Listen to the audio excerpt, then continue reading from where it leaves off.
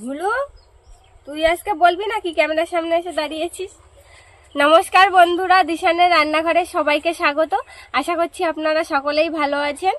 আজকে আবার একটা নতুন রেসিপি নিয়ে চলে এসেছি। চিতি কাঁকড়া দিয়ে টক পালং রান্না করব, আর তার সঙ্গে জাপানি পুঁটি মাছ দিয়ে কচু রান্না করব।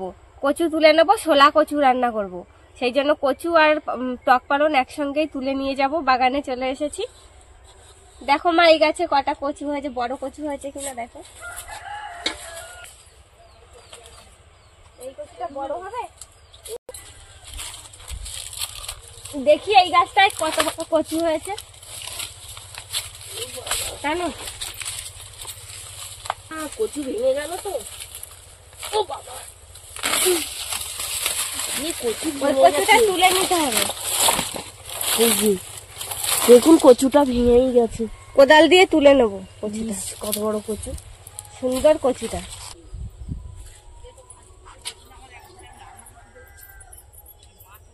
টক পালং দেখে মনে হচ্ছে সবই তুলে নি। চলো টক পালং। এত সুন্দর হয়েছে টক পালন গুলো, দারুণ হয়েছে টক পালন। আমাদের পিয়াজ চারাও দেখেছো লাগানোর মতন হয়ে গেছে। হ্যাঁ, লাগাবো আর 2-4 দিন পরে। পিয়াজ চারাগুলো খুব সুন্দর হয়েছে, মোটা মোটা চারা হয়েছে। একটু মোটা হোক, শক্ত হোক চারাগুলো লাগাবো।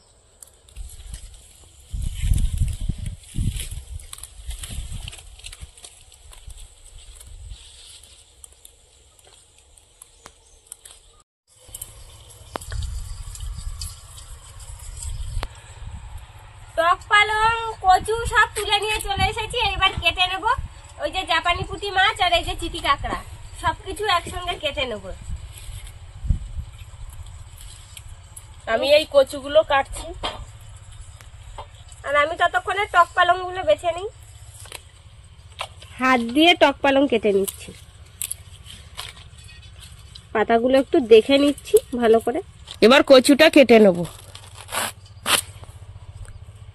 এই দেখো, এর মধ্যে কচু চলে গেছে। দেখো, ওটা পরে ছাড়িয়ে নেবে, ছাড়িয়ে বের করে নেব। কচুটা কেটে নেই।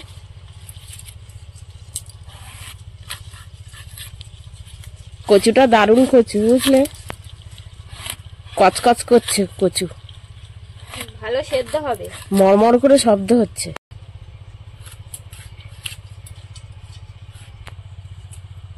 কাঁকড়াগুলো হাঁটছে গামলার মধ্যে। কি সুন্দর কচু দেখো। ভালো কচু, ভালো কচু না? আর শুকনো জায়গার কচু না, চুলকাবেও না। ছলা কচু আর চুলকায় নাকি? ছলা কচু ভালো।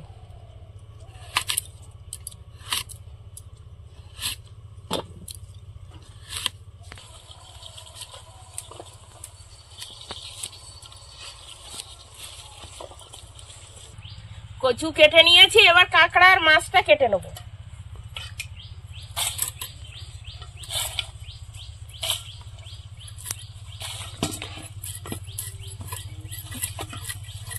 তুমি কাঁকড়াগুলো ঠ্যাং পালা কাটো না? ঠ্যাংটা দেখো কত মোটা। আমি ঠ্যাংগুলো বসে বসে ছাড়াই, বলো। হ্যাঁ, ছাড়াও। ঠ্যাং কেটে নিয়েছি, তাই দেখো এই দেখো হাঁটছে হাতের উপরে। ঝুড়িটা দাও আমার দিকে। এই না, এই কাঁকড়ার ঠ্যাং খাওয়া যায় না? হ্যাঁ, খাওয়া যায় না কেন? যেগুলো মোটা মোটা সেগুলো খাওয়া যায়।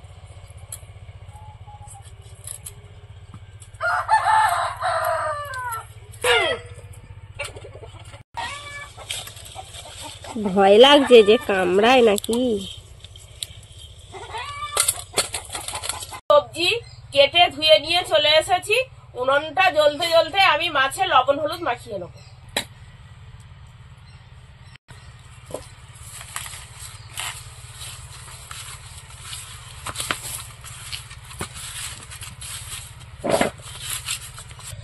মাছগুলো ভাজার জন্য কড়াইতে তেল দিয়ে দেবো।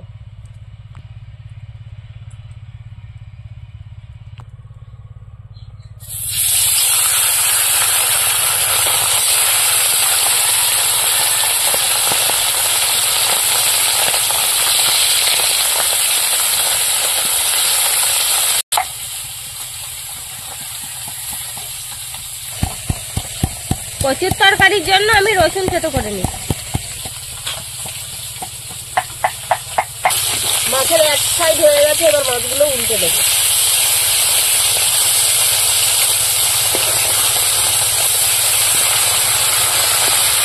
মাছ ভাজা হয়ে গেছে, এবার তুলে নেব। গোটা শুকনো লঙ্কা, 5 ফোড়ন, গোটা সরষে আর কাঁকড়া দিয়ে দেবো। কাঁকড়াটা একটু লবণ হলুদ দিয়ে ভেজে নেব।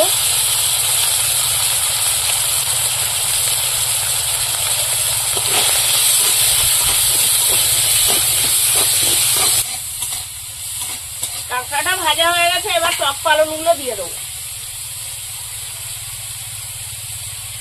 কতটা টক পালং দেখবে কোনটুকুনি হয়ে যাবে। এবার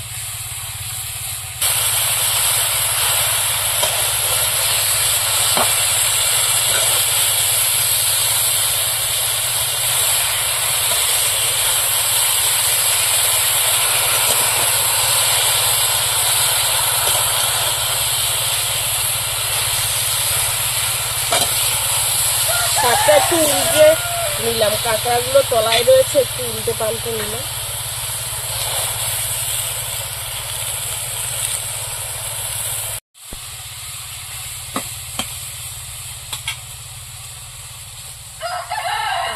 এবার হলুদ দিয়ে দেবো, এবার লবণ দিয়ে দেবো।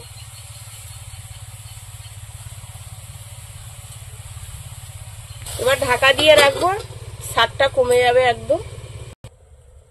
এবার ঢাকাটা খুলে নেব। দেখুন টক পালন একদম গলে যাচ্ছে। জল বেরিয়েছে কতটা দেখো। জল বেরিয়েছে, এই জলটা একটু টানিয়ে নেব। কাঁকড়া দিয়ে টকের একটা আলাদাই স্বাদ। টক পালনের গন্ধ বেরিয়েছে। হ্যাঁ, দারুণ গন্ধ বেরিয়েছে। এবার টকের মধ্যে স্বাদ মতন চিনি দিয়ে দেবো। চিনিটা দিলে টকটা স্বাদ লাগে ভালো।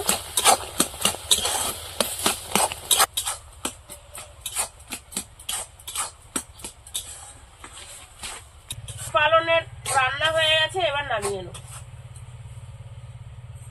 খুবই কম সময়ে রান্না করা যায় এই টক পালন। আপনারাও বাড়িতে তৈরি করে খেয়ে দেখবেন, খেতেও যেমন স্বাদ আর খুব তাড়াতাড়িও রান্না করা যায়। টকটা রান্না করে নিয়েছি।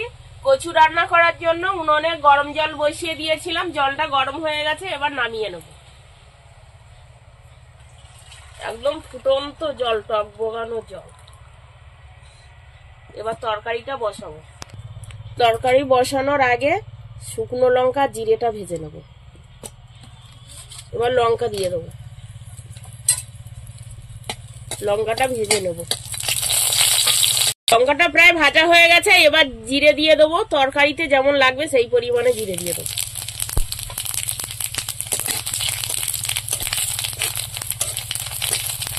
ভাজা হয়ে গেছে, এবার তুলে নেব।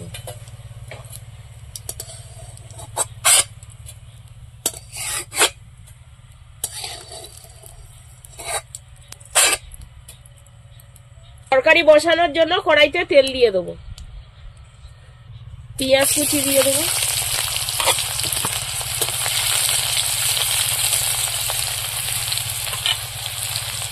পেঁয়াজটা লাল হয়ে গেছে, এবার রসুন দিয়ে দেবো। রসুনটা দিয়ে একটু ভাজা করে দেবো।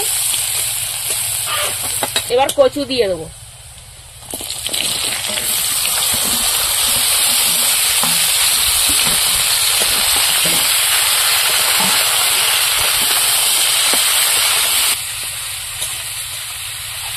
কচুতে লবণ হলুদ দিয়ে দেবো।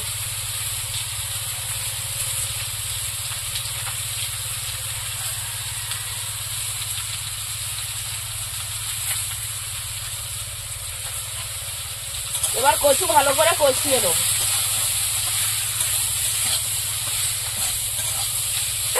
জিরে আর লঙ্কা ভাজা আমি এবার বেটে নেব।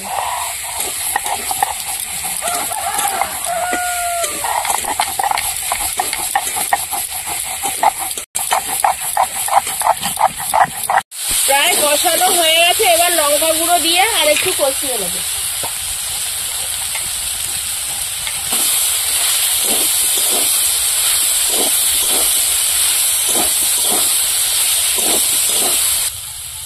ভালো করে কষিয়ে নিয়েছি, এবার গরম জল দিয়ে দেবো।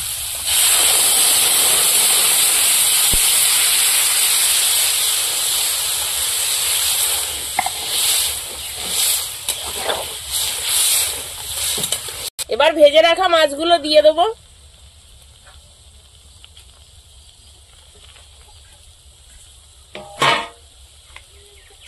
এবার ঢাকা দিয়ে রাখবো, তাড়াতাড়ি সেদ্ধ হয়ে যাবে।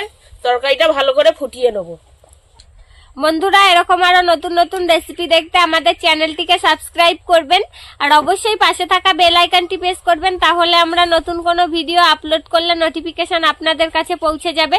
আর কে কোথা থেকে দেখছেন কমেন্ট করে বলবেন, তাহলে আমরা আরো নতুন নতুন ভিডিও করার আগ্রহ পাবো। যদি ফেসবুক থেকে দেখেন, ফলো করে আমাদের সঙ্গে থাকবেন।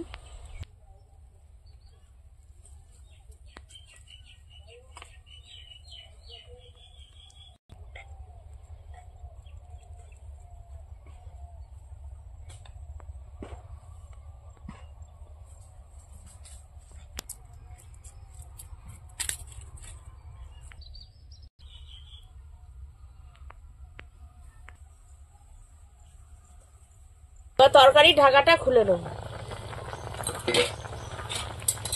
সেদ্ধ হয়েছে দেখো কচু। হ্যাঁ, কচু ভালো দারুণ সেদ্ধ হয়েছে।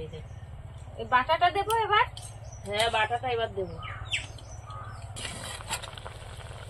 এবার লঙ্কা আর জিরে বাটাটা দিয়ে দেবো, এতে সুন্দর একটা গন্ধও বেরোবে আর তরকারি একটু ঝালও হবে খেতে। তরকারিটা আর একটু ফুটিয়ে নেবো।